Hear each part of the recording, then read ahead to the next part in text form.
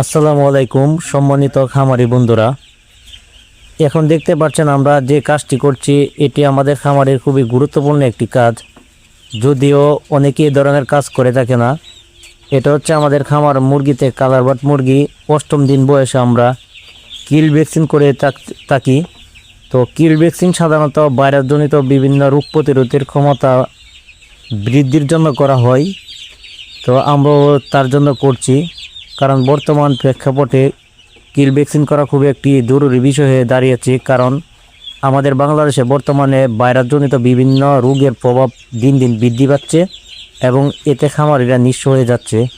তো আপনারা যারা যারা এ ধরনের কিল ভ্যাকসিন করে থাকেন আমাদেরকে জানাবেন, আর এতে আপনারা কী ধরনের উপকার পেয়েছেন অবশ্যই কমেন্ট করে জানাবেন।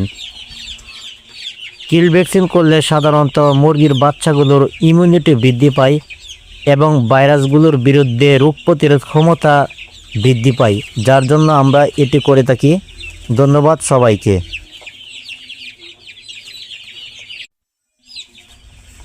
আসসালামু আলাইকুম সম্মানিত খামারি বন্ধুরা, এখন দেখতে পাচ্ছেন আমরা যে কাজটি করছি এটি আমাদের খামারের খুবই গুরুত্বপূর্ণ একটি কাজ।